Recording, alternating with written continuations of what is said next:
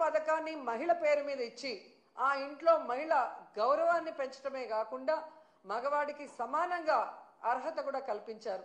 ఇల్లు ఇస్తే మహిళ పేరు మీద, చేయూత ఇస్తే, ఆసరా ఇచ్చినా, అమ్మఒడి ఇచ్చినా, సున్నా వడ్డీ ఇచ్చినా, ఏది ఇచ్చినా మహిళ పేరు మీద ఇచ్చి మహిళని ఎలా గౌరవించారో మనం అందరం కూడా చూసాం. ఎందుకంటే ఒక మహిళ బాగుంటే ఆ ఇల్లు బాగుంటుంది. మహిళ చేతికి డబ్బు వెళ్తే అది సక్రమంగా ఆ కుటుంబం కోసం ఖర్చు చేస్తుంది అన్న నమ్మకంతో ఆయన ముందుకు వెళ్ళటం, అది నిజంగా 100% మన మహిళలు కూడా సద్వినియోగం చేసుకోవడం మనం కళ్ళారా చూసాం. అలాగే రాజకీయంగా చూస్తే 50% నామినేటెడ్ పోస్టులు మహిళలకు ఇవ్వటం జరిగింది.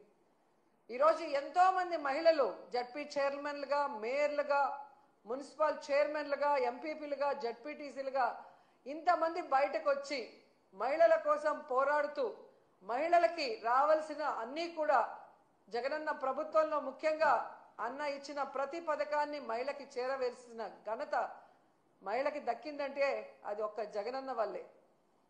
అలా ప్రతిదీ కూడా జగనన్న సహాయ సహకారాలతో మహిళలు తమ చుట్టూ ఉన్న మహిళల్ని ఏ విధంగా సాధికారత దిశగా నడిపించారో మనం కళ్ళారా చూసాం.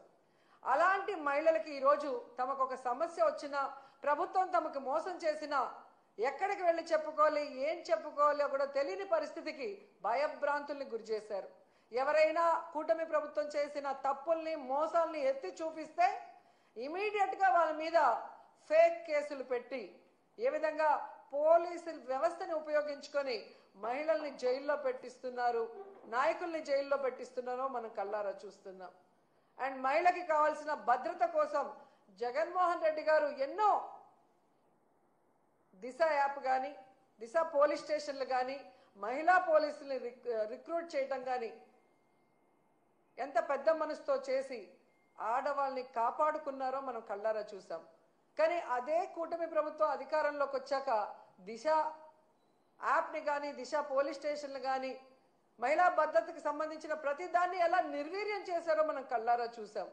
అంటే మహిళ అంటే గౌరవం లేదు, మహిళ అంటే అభిమానం లేదు, మహిళకి చేయాలన్న చిత్తశుద్ధి ఈ కూటమి ప్రభుత్వంలో ఉన్న సీఎం చంద్రబాబు నాయుడుకి కానీ, డిప్యూటీ సీఎం పవన్ కళ్యాణ్కి కానీ, అలాగే హోంమంత్రి అనితకి లేకపోవడం చాలా బాధాకరమని కూడా ఈ సందర్భంగా తెలియజేసుకుంటున్నాను. జగనన్న ఉన్నప్పుడు మీరు చూస్తే చెప్పుకోవడానికి గుర్తురానన్ని పథకాలు, చేయూత కానీ, అమ్మఒడి కానీ, ఆసరా కానీ, ఇల్లు కానీ, రైతు భరోసా కానీ, సున్నా వడ్డీ కానీ, ఇలా చెప్పుకుంటూ పోతే ఎన్నో ఎన్నో పథకాలు ఇచ్చారు.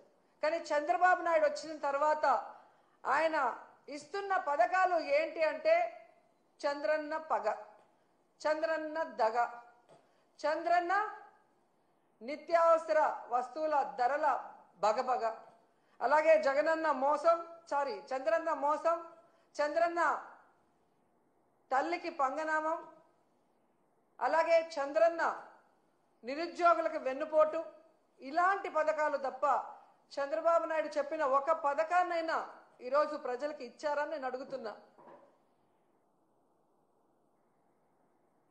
నవమాసాల్లో నవ మోసాల్ని నారావారు తీసుకొచ్చి ఈరోజు ప్రజలకు అందిస్తున్నారు. మహిళలు ఈరోజు అంతర్జాతీయ మహిళా దినోత్సవ సందర్భంగా ఎక్కడ నలుగురు కలిసినా ఈ కూటమి ప్రభుత్వం మంచి ప్రభుత్వం కాదు, మహిళల్ని ముంచే ప్రభుత్వాన్ని ఘంటాపదంగా చెప్తున్నారు.